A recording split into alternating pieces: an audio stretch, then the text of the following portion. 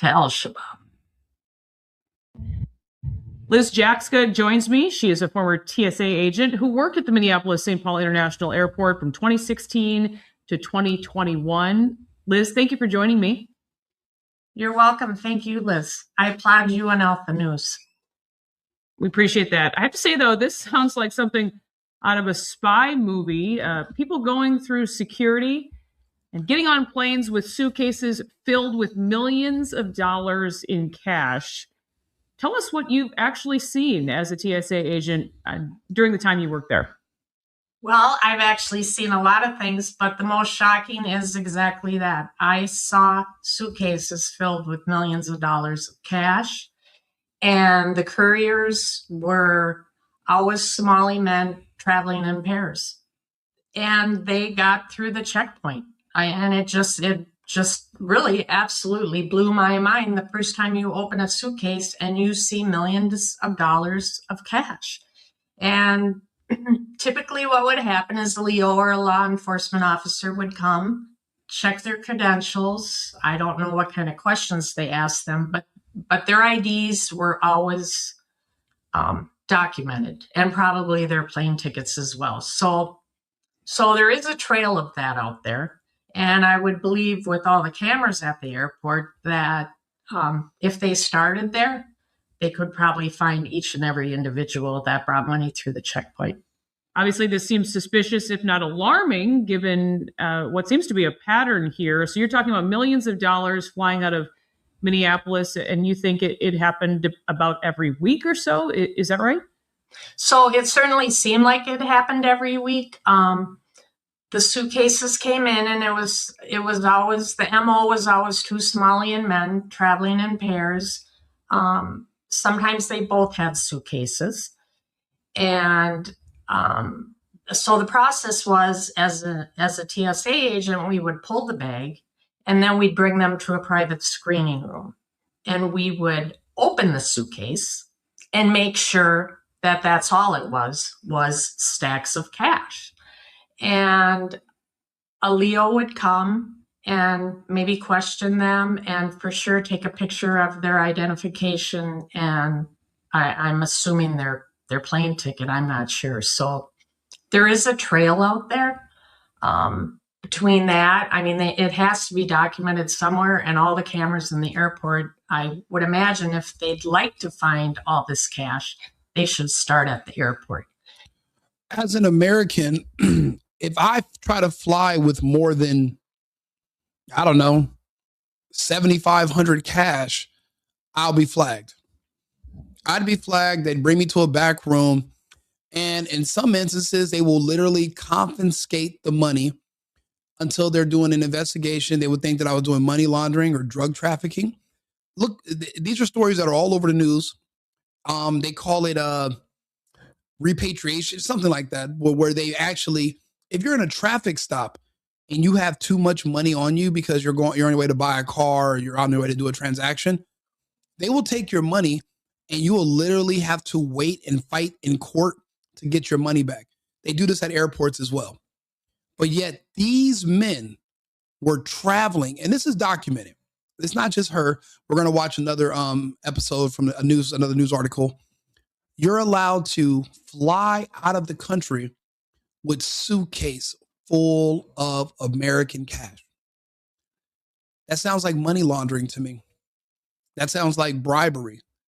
Now, some of the earliest reports of this are all the way back to 2014. So even before Waltz, back during the Obama days, there were reports of people smuggling millions in cash on flights out of our country. And people don't understand that as immigrants, the way it works is we all work together. It's not like, well, there's some Somalis that are involved and some not. That's not how it works. When people come here from another country and there's a shared language and a shared culture, you create your own small version of your country in America. You don't listen to American laws. You don't follow American laws. You follow the laws and the rules of your home, your original home. Just like how they had Chinese police stations that they found in the US that were operating, that were enforcing Chinese laws on Chinese Americans. They were doing they were doing that. They found a police station in San Francisco. They found one in Texas. The same thing goes for the Somali community. They share a shared language. They're not here to become Americans. They're here for work. This money that is being sent back to their country is payment for the people. What they're doing is, if you have enough of one group in your jurisdiction that are your constituents, if their loyalty to you is unwavering, you can literally be the emperor, or you can stay in power indefinitely. In California, we do it with Mexicans and El Salvadorians. In Arizona, they do it with Mexicans, where they allow they focus on a certain country. They bring the people here. The people are indebted to you. They're not like Americans. With Americans, we can decide we don't want to vote for you because the heel on your shoe looks a little too big. And we'll make fun of you on the internet and we'll change our vote. And you're like, wait, what did I do? I was great. We're very finicky with our vote. But when you bring people that are indebted to you from another country, their handlers are going to make sure they all vote the way they're supposed to. See, people don't understand this. These illegals or the people that become naturalized, they're being paid to be here. They don't pay Americans for your vote, because Americans will take your money and vote the other way. But the Somalians won't do it. Latinos won't do it. Arabs won't do it. If you pay them and you give them temporary citizenship or whatever, they're going to do whatever you tell them to do. And there's no auditing. I don't know why people don't understand that. Illegal voting is legal. There are no consequences. There is no audit that's going to change the results of an election if it's caught that it was fraud involved. So it doesn't really matter. It's all basically legal, because there's no enforcement from the party that's going to be in charge, since, well, that's what put them in power. So understand that these people that are here in this country, they're just workers. That's why when you go to these centers, they don't really speak English, but they're being paid to be there.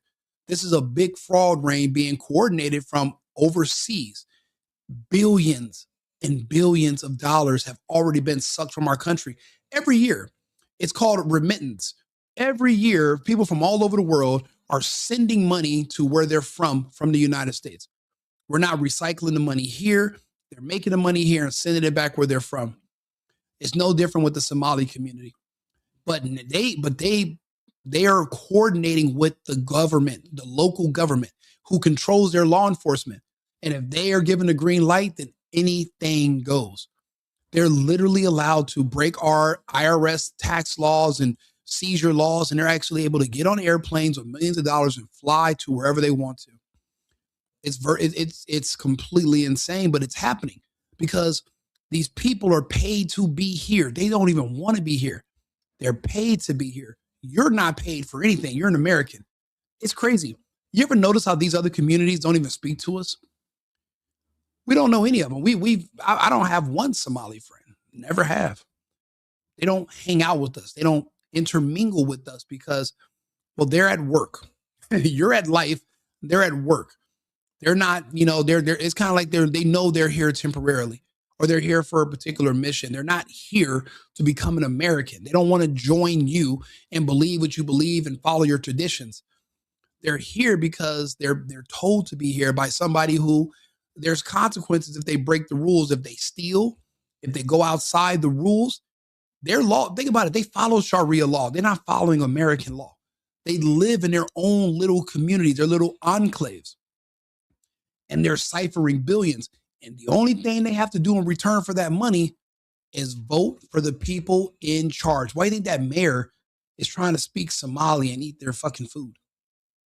It's all because he needs you. He needs that whole community to keep him in power. And if you got that community, if you got one of these communities from a different country that's indebted to you, you can stay in power indefinitely.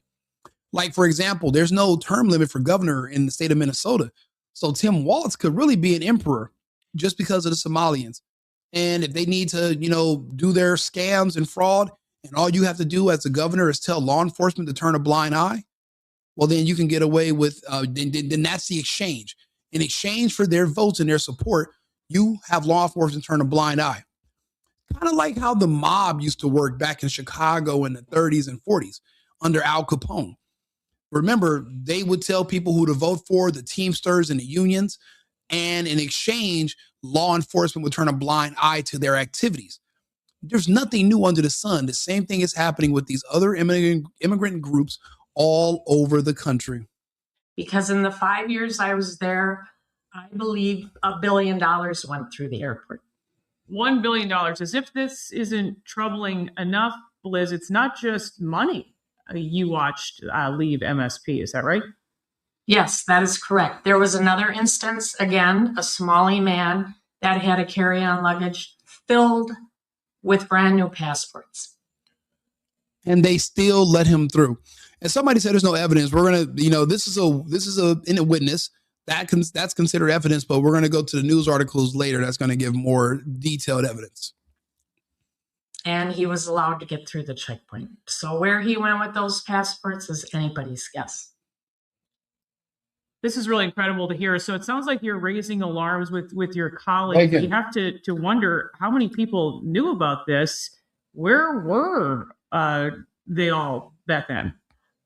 That is a good question. And I don't know how my colleagues felt about it. I've been out of TSA for quite a few years. So since all this fraud came out, the connection's been made. I didn't feel good about it then, and now it certainly all makes sense. Recently, the City Journal published an article stating that, quote, federal counterterrorism sources confirm that millions of dollars in stolen funds have been sent back to Somalia. And in talking about Al-Shabaab, a terrorist group there, they reported that a confidential source said the largest funder of Al-Shabaab is the Minnesota taxpayer.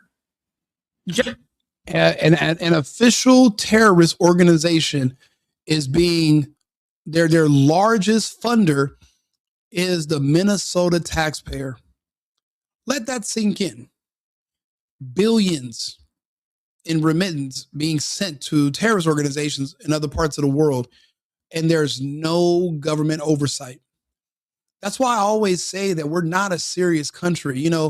We were raised by Hollywood convincing us that we have an FBI. We have CIA. We have different organizations, and there's watchdog groups and everything. So then where were they at when all this was happening? Because think about it, the governor of that state is essentially the president of the state. He's over the law enforcement.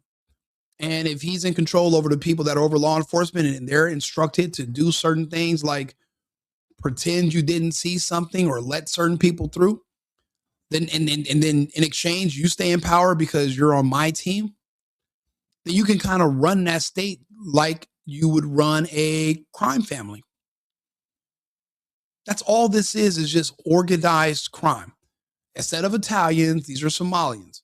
There is no different. There's nothing unique about this. All the same scams and same hustle. Remember when the scam last time was Head Start, where we got a bunch of schools and a bunch of kids, and you find out it's really a front for money laundering, yada, yada. It's all the same.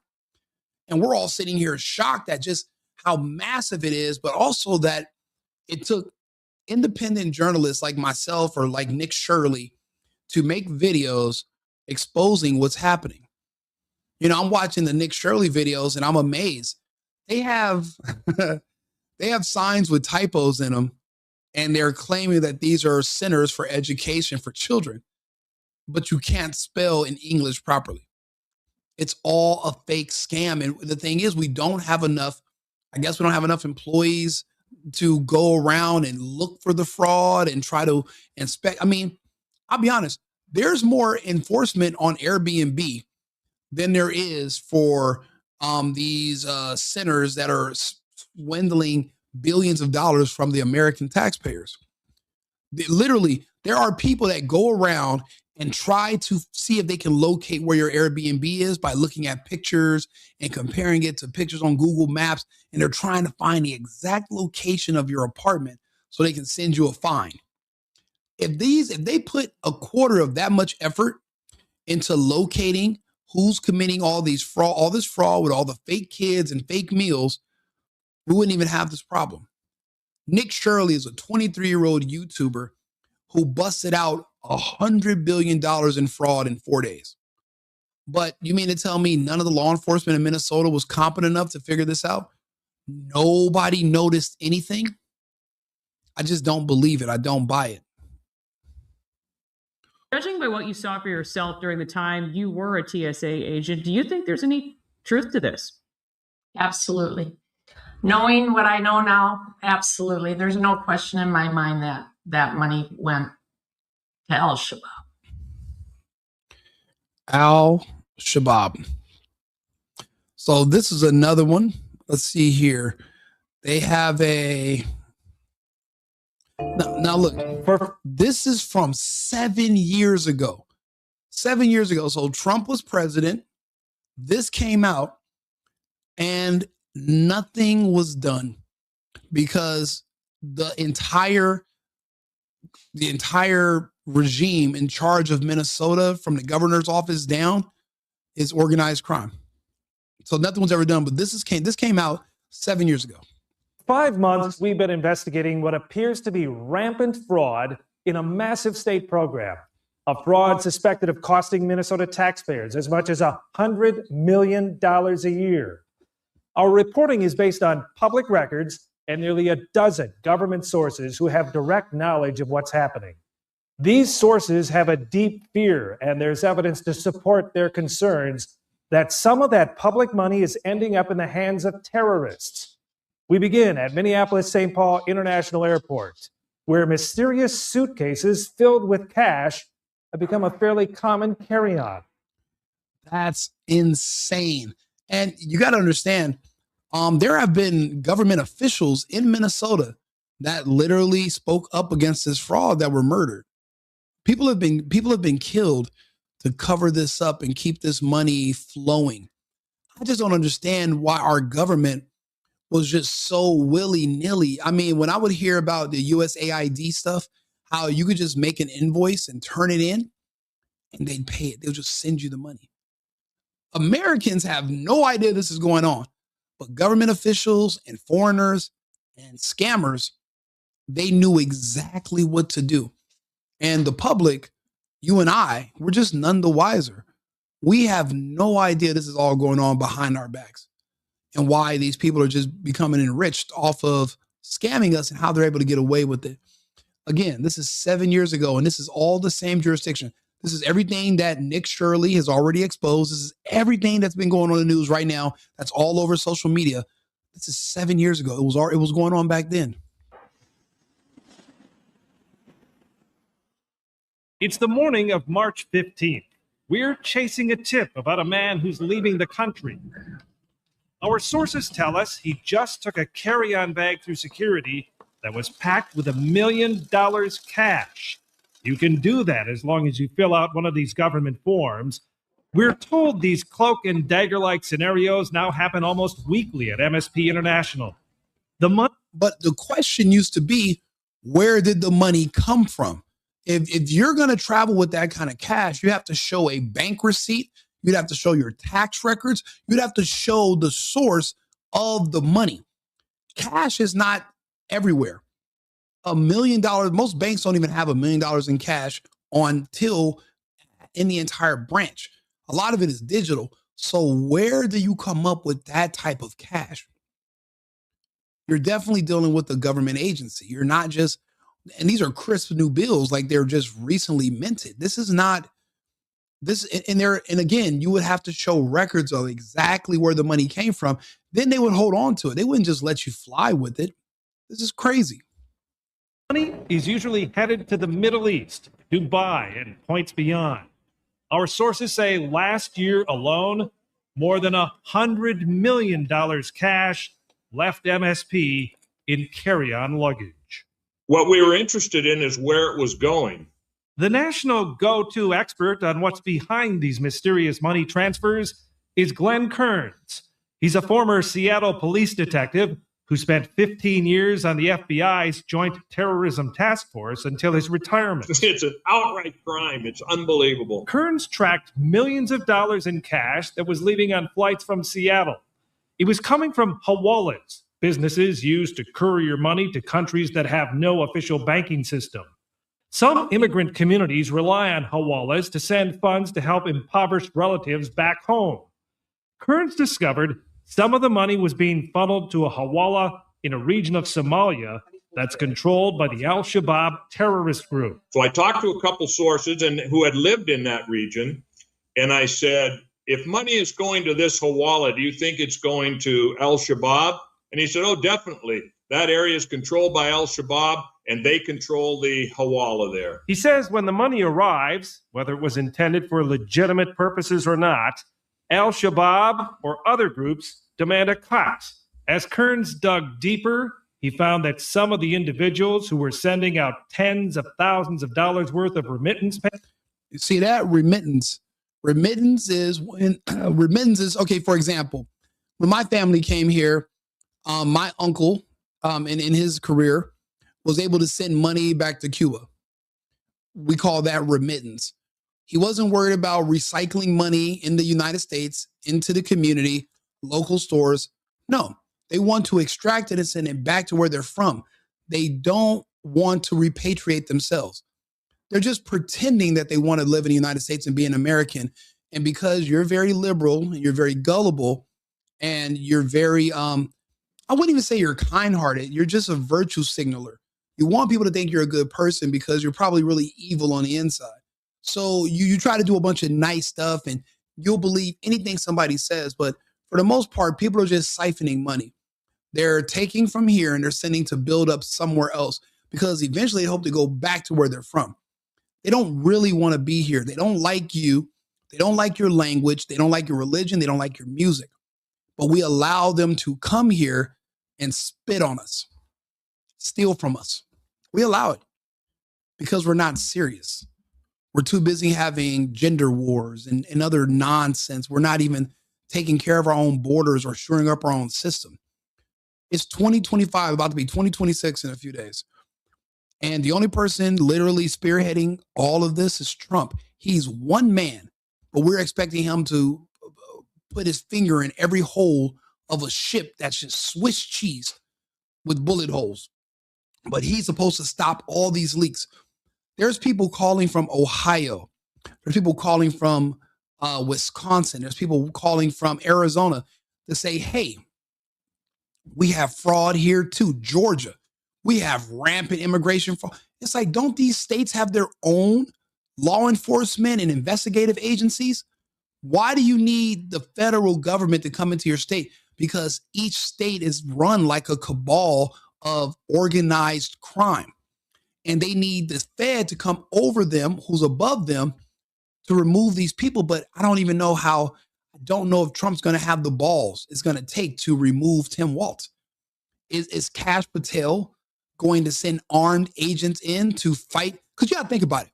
This is organized crime. If you go to arrest their leader, there's going to be a shootout.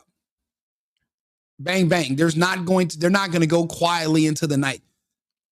Tim Walz is a complete idiot. So obviously there's people around him who are in charge of everything. The actual bosses that you've never seen. We don't even know their names. You think they're going to just let their leader get taken away in handcuffs? But we have to be willing to take that risk. But I don't know how many states we're going to have to do this because the corruption is deep in all these states. That's how certain people stay in power. These Democrat states, they're not really supermajority Democrat states. They do fraud out in the open and there's nobody to enforce laws against them. Because like they always say, who's going to police the police? You're going to just send the feds to all 50 states and take them. It's too much micromanaging. That's why so much of this stuff gets allowed to go through. And again, this is 7 years ago and nothing's changed at all. Unbelievable. Payments happen to be on government assistance in this country.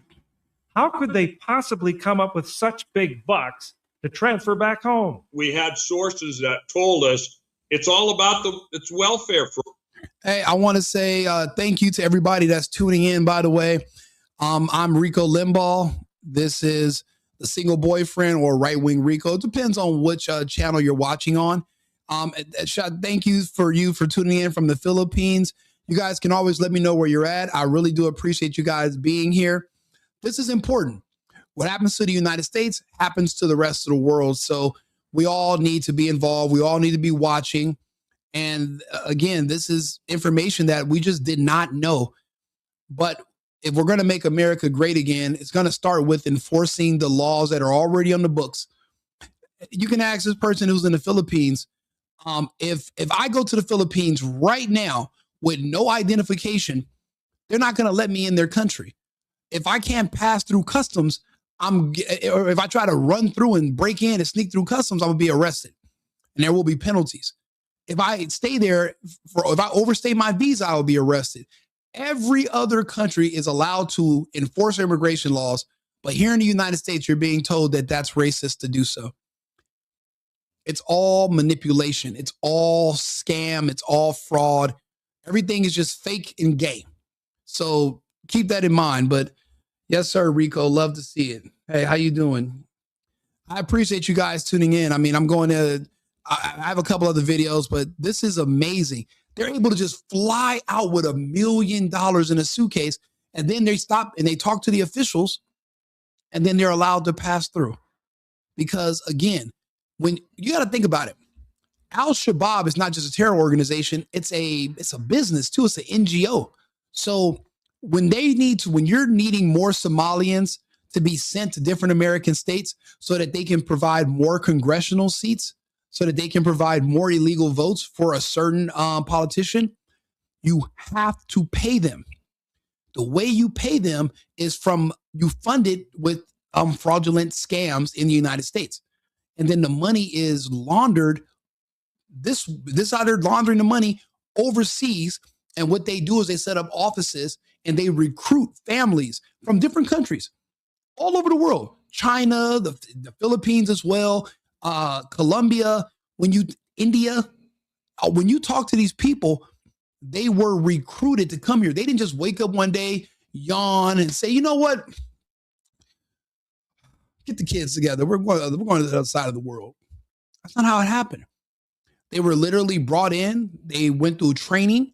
They were told exactly what to do. And that as soon as you arrive, you're going to meet up with this person. Once you get across the border, they're going to put you here where you're going to live. They're going to give you this card. You're going to be paid this much money to live here per month. And you're told explicitly who you have to vote for. And just your presence there alone already increases the congressional seats for that district. This whole thing is a scam. People don't understand that this is all fake. This is not think about it. For every illegal person that's voting based on what their leaders or from the NGO that recruited them tell them to do, that neutralizes one American vote. So your vote, you lose your right to vote for every illegal that comes over here and illegally votes. And again, we learned in 2020 is that there is no auditing. Even if you found out that 99% of the votes were fake for one person, so that's why they won. If you find that out 2-3 months later, they're not going to, who's going to go and say, hey, the president has to step down. This other person is actually the president who won. Oh, really? Who's going to make me? You and what army? Which is the golden question, which means, there is nobody that's going to do that. So illegal votes are legal.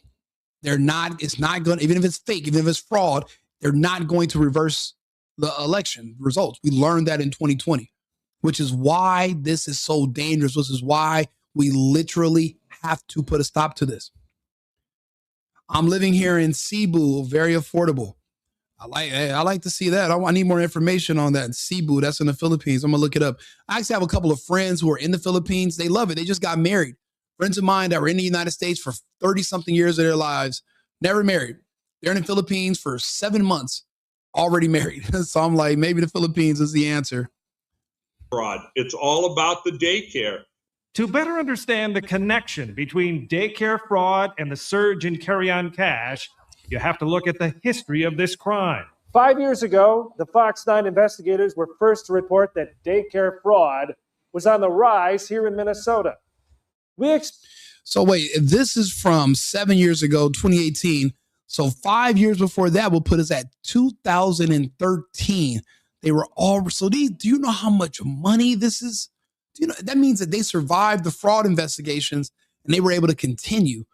Do you know how much money they racked in these cities and sent back to Somalia? And all they had to do was just, whoever they tell you to put in power, you put in power. This is a very intricate. I'll be honest, I don't think the mob was this efficient.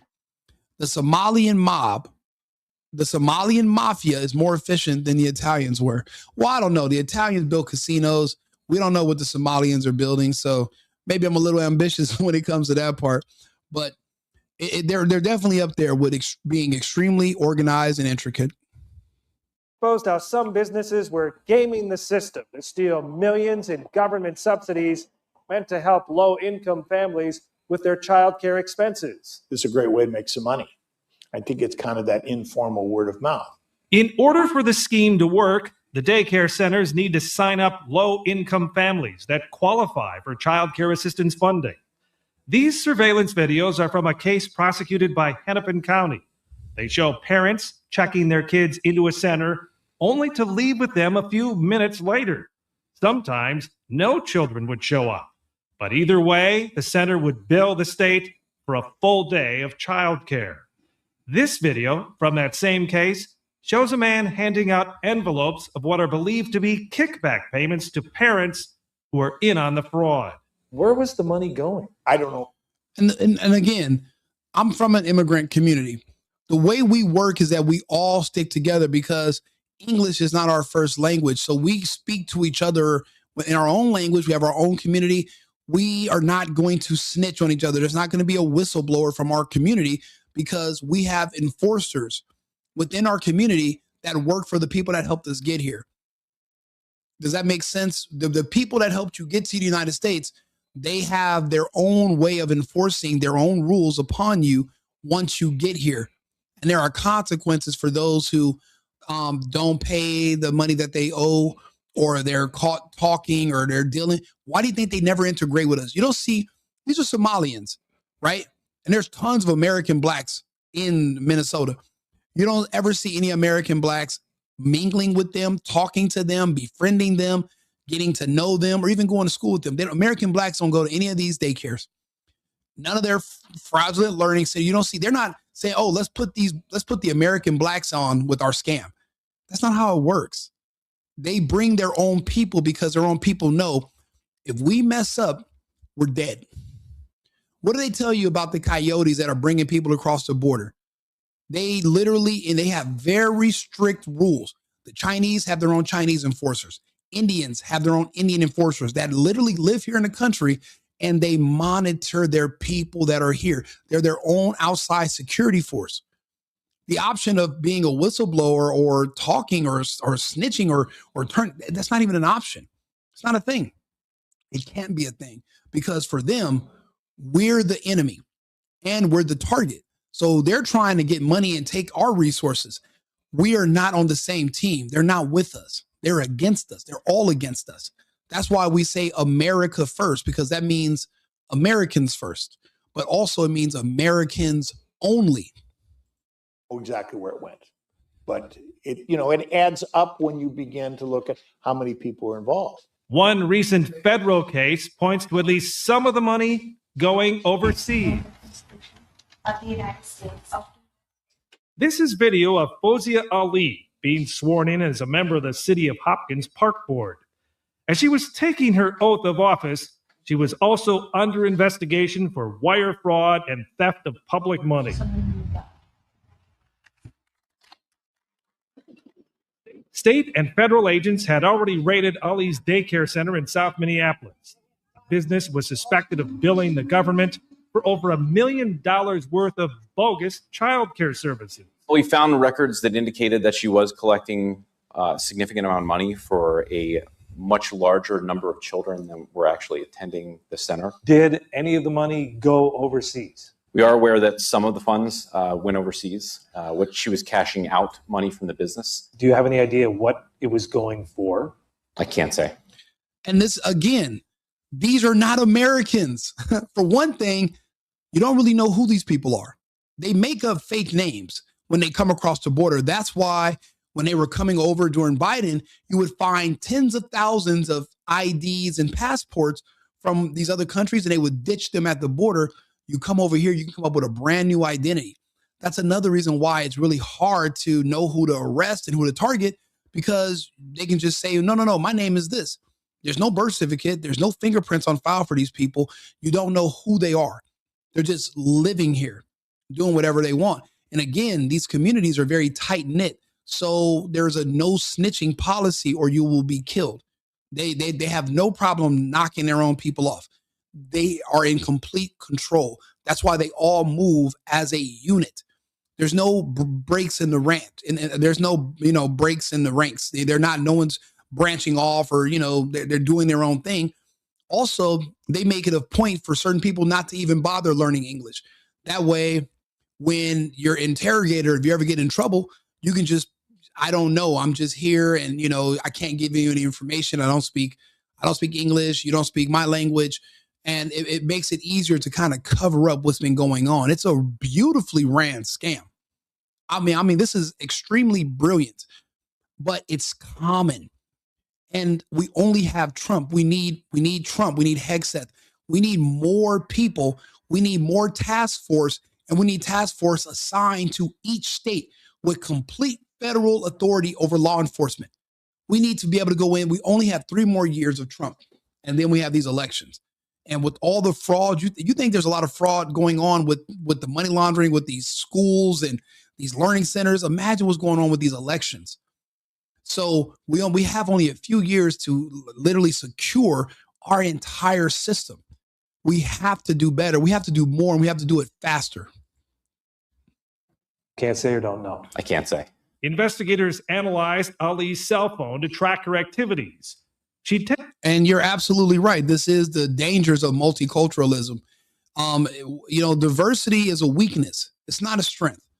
You don't get stronger by having different types of metal. You need to be consistent and stable. And it shouldn't be the diversity shouldn't even be the goal. Consistency and basically how strong you are should be what matters. The morals of a person, not how they look. Your skin color is superficial. Your character, your personality, that's what counts. Who you are as a person. Are you a patriot? That's what we need to know. And if you're a patriot for another country, if you have dual citizenship, or if you have a dual allegiance, then you should not be in positions of power here. That's why do you think they have no problem literally just scamming the hell out of all of us? They see us as Americans. They all see it. It's not just Israel that call us Goyim. The whole world does. This is a playground where you can just go and just basically money's falling out of thin air. All you got to do is write down some fraudulent nonsense on some pieces of paper, and people will give you money. It's more difficult for Americans to do because we actually have, who we are. We have licenses, we have IDs, we have fingerprints on file. We went to school here. You know who we are. We can't just all of a sudden change our name. These immigrants, they can literally change anything about themselves. You have no clue who they are. And then they can just go to an airport in another city and take off. And how does it work? Out of sight, out of mind. You won't even know. And then they can come back and have a completely different name, shave their beard, and call themselves Abdullah something else. And what are you going to do? What are you going to do? Because profiling is racist. So if you say, well, you look like this other guy. Oh, I look like a guy. Again, we're just not a serious country. We're not going to do what it takes to secure what's ours. Taking a 2-month trip from Minnesota to... Everyone in the U.S. did not come from somewhere else. A lot of us were born in the United States, so you're wrong. Absolutely wrong about that. Dubai and then Kenya. By that logic, everybody everywhere in the world came from somewhere else. So you don't have a point. Staying at times in $800 a night hotel rooms. She used an app on her phone to bill the state of Minnesota for childcare services while she was out of the country. Ali pled guilty to the daycare fraud, and this March started serving time in a federal prison. She declined our request for an interview. We believe that there's a scope of fraud out there that we need to really get our arms around and ensure that those dollars are going to the kids that really need them. The acting commissioner for the Department of Human Services told us his agency has 10 daycares currently under active investigation for fraud. We've learned dozens more are considered suspicious. Search warrants obtained by the Fox 9 investigators show each one of the suspect centers has received several $1 million in child care assistance funds. According to public records and government sources, most are owned by Somali immigrants. Do you have any evidence to suggest? No, multiculturalism is a bigger problem than fascism. Just because I mean, I've asked 100 different people to define fascism, and they cannot. We can easily define what multiculturalism is, but the way you define fascism is any white man in a uniform is fascist, and fascism is when a white man in a uniform enforces the laws against you. That's what you guys. That's your definition. That's your running 2025, running into 2026 definition of fascism and fascist, which is completely incorrect. So you guys are just creating your own definitions for words that have already been on the books because you don't understand what you're saying. So again, fascism isn't a problem in the United States. We're not a fascist nation. Is the left, are Democrats fascistic because they want to silence you? They don't want you to be able to speak. They want to take away your right to vote or to have a choice. Yes. They don't want you to criticize them or ask questions. Yes, that's fascistic. But that's the active definition. Your definition is anybody who's a white straight male or in a uniform that can arrest you or enforce laws, which is a ridiculous definition, but you guys have all seemed to just agree on them. That's the agreed upon definition amongst your group. The good thing is that inferiority complex doesn't come with physical strength. So you guys don't have what it takes to push your agendas. The best you can do is cry on the internet, which you guys have been proficient with that, but it's not really, that's not going to equate to physical brute force, which is going to be required to go up against us. So yeah, there's that. This looks like organized crime. There's a common pattern in how a lot of these are carried out. But beyond that, not something that I would. It would be great if Trump could be around for who knows, but unfortunately, he's only going to be able to serve until 2028, which hopefully somebody else will come in who will be as close to Trump as possible, because we're going to have to keep the pressure on. We're going to have to secure our country. And honestly, all of this is a direct result of having an open society. That is the dangers of having an open society, is that it's open to anyone, even the worst of the worst, the most evil people with the worst intentions. It's open to them as well. And there's really no way to weed everybody out. You know, there's a reason why China doesn't allow immigrants. And there's a reason Russia doesn't just let everybody in. There's a reason, or other countries have very strict immigration rules. Even poor countries have strict immigration rules that must be followed, or you can't have entry. Canada is going to be one of our states eventually. Extremely poor country. We subsidize their entire economy. Their entire economy is an illusion, and behind the illusion, the wizard is the American president and the American people. We subsidize everything about them, and they have stricter rules on who can come into their country than we can, even though we're the one that's more valuable. So, I mean, we have to shore things up, because right now we're wide open for the taking, which is obvious because look at everything that's being taken from us. Directly categorized as organized crime. Sources in the Somali community tell us it's an open secret that starting a daycare center is a license to make money. The fraud is so widespread, they say, that people buy shares of daycare businesses to get a cut of the huge public subsidies that are pouring in. Some government insiders believe this scam is costing the state at least $100 million a year, half of all child care subsidies. Is that within the realm of possibility? I don't think half sounds credible. I certainly think that some of the schemes that we're seeing, and certainly the ones that we've brought forward already for prosecution, involve millions of dollars. I mean, this is not a small scale that we're looking at. Minutes? You know, it's crazy. I volunteer and I do animal rescue, right? And I have a system in place where if I pay fosters in other states that will foster dogs until we can find homes for them so they're not put to sleep in the shelter, which is my whole program with Shelter Babies Inc. Even I have what we call a regional manager. You know what my regional manager does? Every week, they will stop by whatever property. I can send a volunteer or I would have a manager in that area, and they would go by. And not only do we get pictures of the dogs every day and we'll get video, but someone goes in person and checks on them because guess what? I'm paying you per day for the dog to stay there. And a lot of people, if you're depending on especially if you're living in a flyover state, people's rents are, $700, $800. If I'm paying you $100 in a month, then this dog is more so your roommate. If I'm paying you $100 or $200, the dog's a roommate.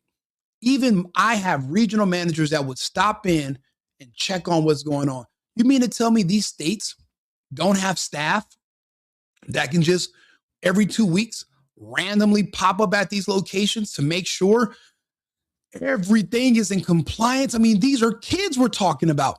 And you mean to tell me there's zero oversight and there's kids? There's kids that you're paying money for. And even though it was years ago, we still have webcams. So you mean to tell me nobody can check in? There's no camera in the lobby where you can see kids being registered and this. What, Americans, when they have daycares, they have places where parents can log in and check. So you mean to tell me the state doesn't even have the resources where they can send somebody around just to go check on this stuff? Why does Nick Shirley have to do it? Why?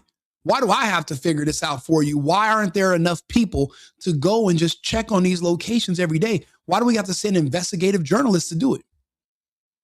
Where is the staff that are supposed to be in charge of this? Nobody knows. Minnesota started aggressively going after daycare fraud in 2014. Back then, it was easier to track the flow of money. The state would pay a daycare's bill, and within hours of the money showing up in the business's bank account, funds were being wired to the United Arab Emirates. You know what, Aiden, this is my issue with this is this. I disagree because there's only people from certain countries that come here to assimilate. Unfortunately, the world does not want to assimilate. The world wants to rob us. The only people that are coming here to assimilate are people coming from Norwegian countries, maybe the UK, or France or Germany. That's it. Scandinavian people, they'll come to the United States. They want to be Americans. Australians, I don't know. They hold on to a lot of their traditions too, and they don't really want to stay here. They go back. And I only know that because I've worked with some Australians. But those are like formerly countries that were under the Commonwealth as well, mainly countries that are white countries. They will come here and they want to be Americans. They're not coming here because they're worried about going back to Scotland, going back to Ireland, trying to build up, Austria or Poland. They're not doing that. It's the rest of the world that literally love where they're from for the most part, but they see this as a get-rich-quick scheme, and they're right. So they come here to extract. They're not coming here to, they're not coming here to assimilate. So in a perfect world, that would be the case, but you can't force them to do that. Just culturally, all cultures do not mix. Culturally, we cannot all coexist. It doesn't work. It's never worked. That's why we have separate societies. And the beauty is you can choose the society that you most, that basically appeals to you the most, and you can go there. But instead, you're coming to the United States and hoping to change it into your society instead of accepting our society. No other country would allow that. Well, in the Western world, they will, but nowhere else in the world. You couldn't go to Saudi Arabia and say, hey, look, you guys are all about to start doing the way I do things. That's not going to happen because they're a serious country, serious, strict laws. We're not a serious country right now. Unfortunately, we haven't been for a while. But those wire transfers stopped after a few centers were busted, which takes us back to the suitcases of cash at Minneapolis-St. Paul International. In 2015, investigators documented $14 million in carry-on cash. $14 million was able to fly out of that airport. One airport, 14 million people were given the green light to fly to other country Other countries with millions of dollars in their carry-on. But Americans do not have that option. And it seems like they're not even auditing these people. Like if you get caught with too much, if you get caught with more than 10,000 cash, you're going to get an audit here in the United States. But they're able to fly with millions because the government that is in charge of the state is in charge of their law enforcement and they make the rules. This is just it's just a complete spit in the face, total spit in the face. And we're just not a serious country. Do me a favor. Also, if you're watching this video, I appreciate you guys being here. I'm a new channel. I'm fairly new to this, but I do 4 or 5 episodes a day, sometimes more. So please, if you don't mind supporting the channel, follow me on YouTube, follow me on, Instagram. I'm all over. I'm on 8 platforms right now. So I'm trying to respond to all the comments that I can. And I do appreciate all your feedback. I mean, I'm glad that we're together worldwide. We're having these conversations because they're important. If we don't talk about them, then who will? So I'm glad that you guys are here and you guys are participating. I love getting comments from you guys and you guys stop in and say hello. And we can agree to disagree. I appreciate that. But thank you all for being here. Like the channel. And every time you like it, apparently it pushes me into the algorithm so that more people will see it, that I'm going live or that I'm doing videos. So I do appreciate the support. I've over 3,000 people now that have subscribed. Mainly, I started doing this. I really started going heavy since Charlie Kirk passed. I came to Arizona. I was hoping to meet him. And then his assassination happened before I could make my way to TP USA headquarters, which is about 15 minutes away from me. But now, after everything came out about TP USA, I would never go back to that place. That place is the synagogue of Satan, apparently, because all the scandals and all the lies. And so I'm not doing that. So I'm independent. I'm doing my own. I do my own videos. I make my own episodes. It's all just homegrown stuff. No big staff or anything. So even the donations, I saw people left super chats and they left me. They sent cash apps. I wanted to say I appreciate that. Someone sent $20. I greatly appreciate it. Daniel Reiser, thank you so much for the cash app. It's $ the single BF, like the single boyfriend, the single BF. I appreciate it. That's how I was able, actually, because of donations, that's how I was able to buy this better microphone, a mixer. And I do appreciate you guys all, tuning in and watching my videos over the days. It means a lot. Watching my shorts, because, obviously I do thousands of videos and I do a lot of shorts. And I appreciate you guys tuning in because, especially if you're living here in the United States and we're all living here together, I'm making videos for us. This is an America First channel. I'm from Los Angeles. We've lost everything. LA is gone. You don't know that if you don't live in California, but I do. LA is gone. We lost Los Angeles. We lost Portland. We lost Seattle. These places are gone now. I'm trying to help us, I'm trying to guide us so we can take them back one day. I'm here to talk to you on how to stay alive and how we can eventually bring our country, keep our country together. I grew up in the 90s, in the 2000s. I want my children to have a semblance of the privilege of growing up in the United States that I remember, that I grew up in. This new place that we have here, this is a dangerous place for kids. So we have to have these conversations and we have to try to do what we can to make America great again as individuals. Trump is not the end all, the be all to the MAGA movement. Neither is Ben Shapiro. They're Israel first. We're MAGA, America first. They're not going to just hijack our movement and take our acronym. They can just go they can be MEGA, make Israel great again. But we're going to be focused here on the United States. It's America first and Americans first. But it's America only, Americans only, not Hispanics that are coming here from other countries, not Somalians, not people from all over the world.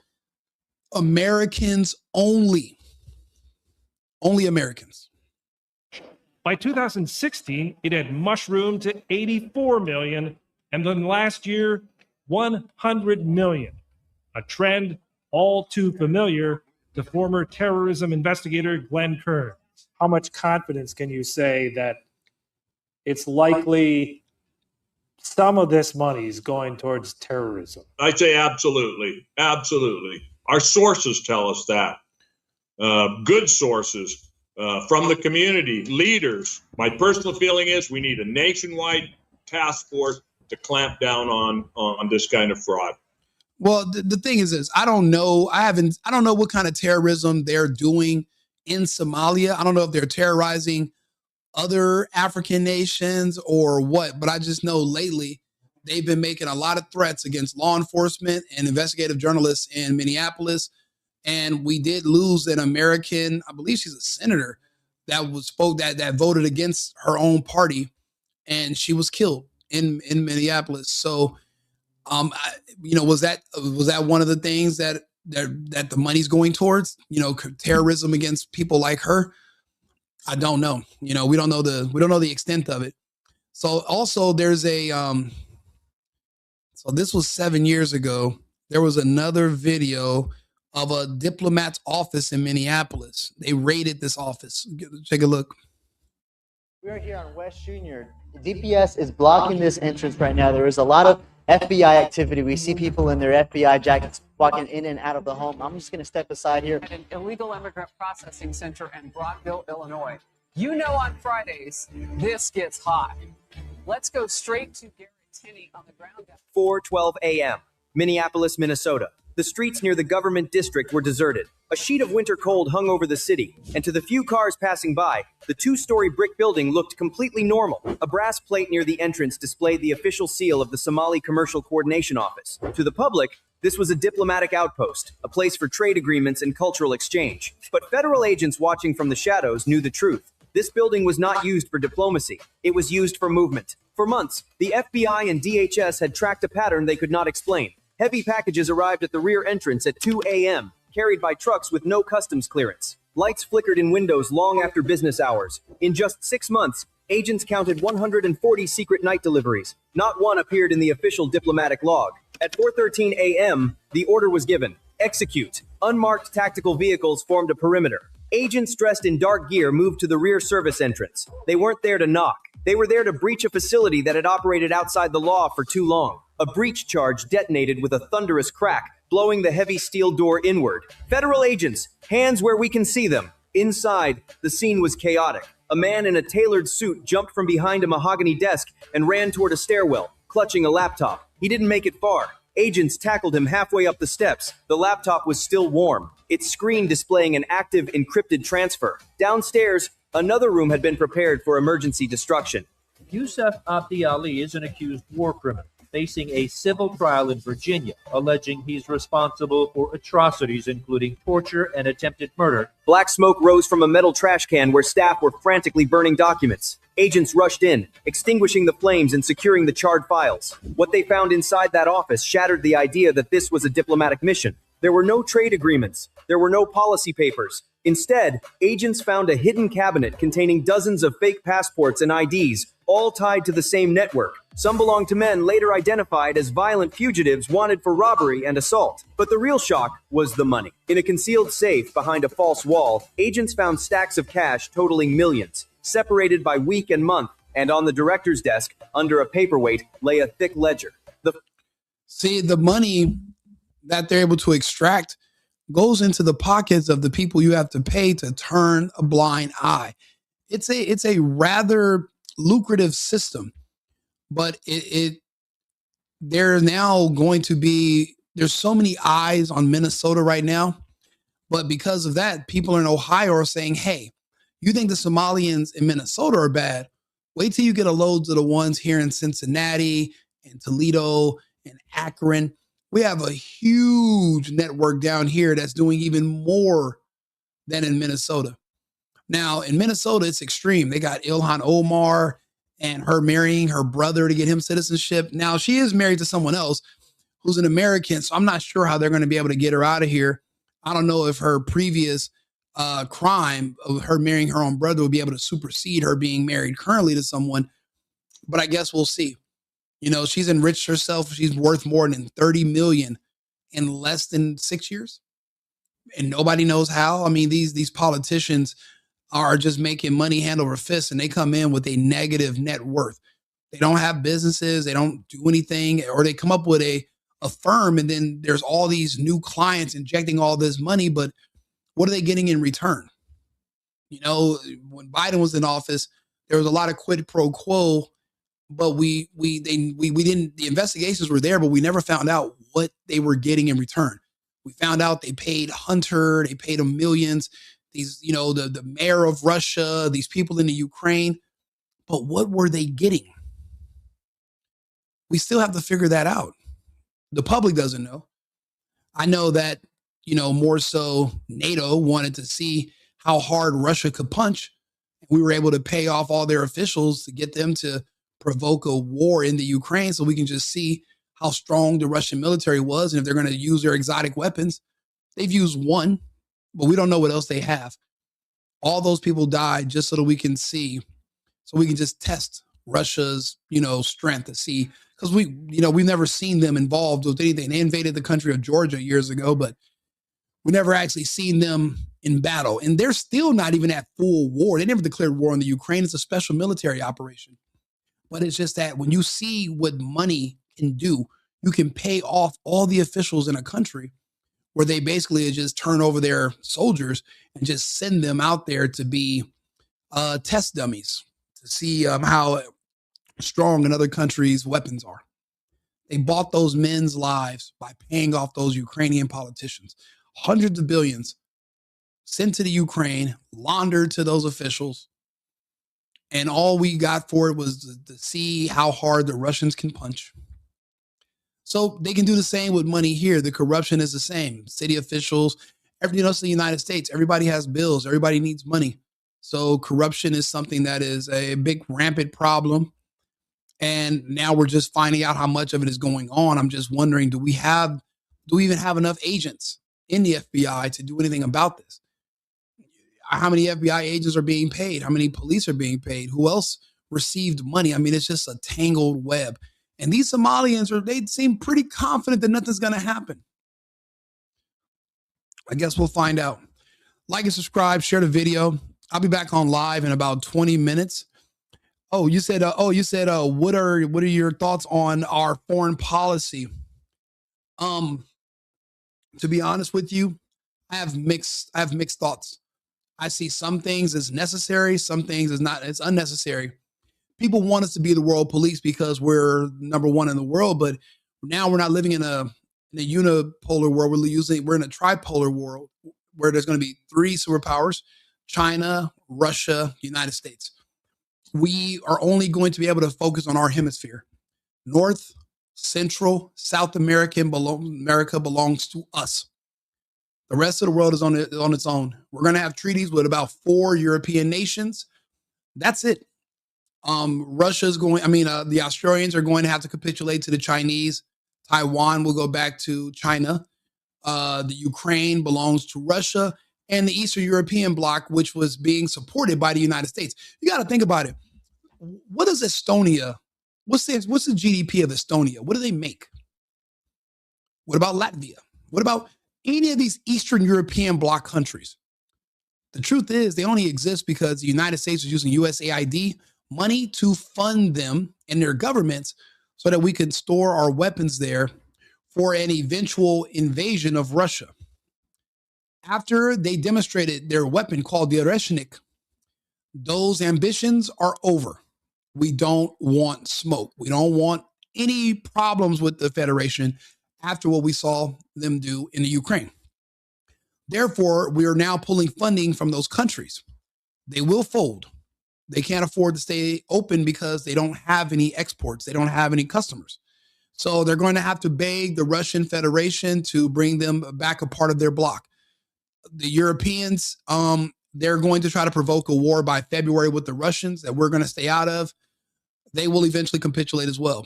It's not like the Russians want to invade those countries because they're poor and they're full of ethnics, and the Russian Federation does not need to import those issues with them. So they'll be better off just cutting them off. Hopefully we can avoid them starting a war, but that is their goal. So I think that as far as our foreign policy is concerned, we should be focused on our hemisphere.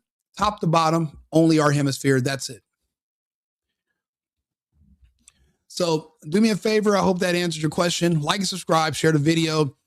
Hit the Cash App. You can buy me a coffee from Starbucks. I appreciate everything. I'll see you guys. I'll be back in about 20 minutes. We'll get something to drink and get some more water, and then I'll be back on. So remember, America first, America only. I've been needing to find a new apartment, which has not been easy with credit as bad as mine. Luckily, I found cosigning.com. They connected me with a cosigner who helped me get my dream apartment for me and my dog. I just paid a small fee and was able to move in fast. Get the cosigner you need for the apartment you want. Check out cosigning.com today.